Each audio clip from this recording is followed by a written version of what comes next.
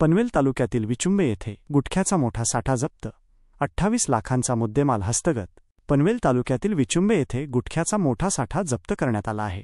आज सकाळी 7:30च्या सुमारास विचुंबे परिसरात काही अनैतिक गोष्टी घडत असल्याची माहिती गुप्त बातमीदारांकडून पोलिसांना मिळाली। त्यानुसार पोलीस प्रशासन आणि अन्न व औषध प्रशासनाने संयुक्तपणे या ठिकाणी धाड टाकली। या धाडीत विचुंबे गावातील एका चाळीतल्या खोलीमध्ये मोठ्या प्रमाणात गुटखा सापडला। महाराष्ट्रात गुटखा बंदी असल्याने हा साठा बेकायदेशीर होता। जप्त करण्यात आलेल्या गुटख्याची किंमत 20,06,000 रुपये असून एकूण 28 लाख रुपयांचा मुद्देमाल हस्तगत करण्यात आला आहे। या प्रकरणी एका आरोपीला अटक करण्यात आली आहे। गुटखा, पान मसाला अशा तंबाखूयुक्त पदार्थांसह माल पोहोचवण्यासाठी वापरण्यात आलेली दुचाकी देखील जप्त करण्यात आली आहे। या कारवाईबद्दल अन्न सुरक्षा अधिकारी, गुप्तवार्ता विभाग कोकण, श्री उत्तरेश्वर बडे यांनी माहिती दिली। आज दिनांक 23 जानेवारी 2025 रोजी आपल्या अन्न आणि औषध प्रशासन विभागाचे माननीय मंत्री नरहरी झिरवळ साहेब यांच्या आदेशानुसार आणि आपल्या अन्न आणि औषध प्रशासन विभागाचे सह आयुक्त गुप्तवार्ता माननीय राहुल खाडे साहेब, त्यानंतर आपल्या विभागाचे माननीय आयुक्त नार्वेकर साहेब यांच्या मार्गदर्शनाखाली आपण आजची ही कारवाई प्रस्तावित केलेली होती। आपल्याला गुप्त बातमीदारामार्फत माहिती मिळालेली होती। त्या अनुषंगी आपण या विभागाचे, या कार्यक्षेत्राच्या वरिष्ठ पोलीस निरीक्षक माननीय ढाकणे मॅडम यांच्या सहकार्याने आपण सकाळी साधारणतः 7:45च्या सुमारास या ठिकाणी हजर झालो आणि हजर राहून या ठिकाणी तपासणी केली असता आपल्या या विभागाचे सहाय्यक पोलीस निरीक्षक घागरे साहेब यांच्या समवेत येऊन या ठिकाणी पाहणी केली असता या ठिकाणी प्रतिबंधित केलेला अन्नपदार्थाचा साठा मोठ्या प्रमाणावरती आढळून आला।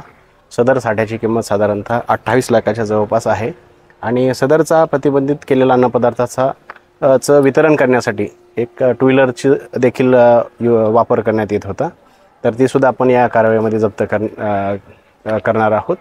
तर याच्यानंतर हा सदरचा साठा ताब्यात घेऊन पुढील कार्यवाहीसह आपण या प्रकरणामध्ये प्रथम खबर अहवाल म्हणजेच FIR सुद्धा दाखल करणार आहोत।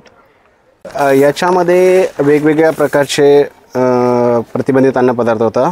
साधारणतः 14 प्रकारचे वेगवेगळे प्रतिबंधित अन्नपदार्थ होते। याच्यामध्ये गुटखा, पान मसाला आणि सुगंधित तंबाखू यासारखे प्रतिबंधित केलेले अन्नपदार्थ होते।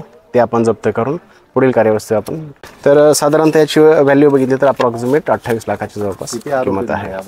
तर सदस्यतेमध्ये जेव्हा आपण या ठिकाणी व्हिजिट केली तेव्हा या ठिकाणी संदीप कुमार निषाद म्हणून जो व्यक्ती कामकाज पाहत होता त्या व्यक्तीला आपण ताब्यात घेतलेला आहे।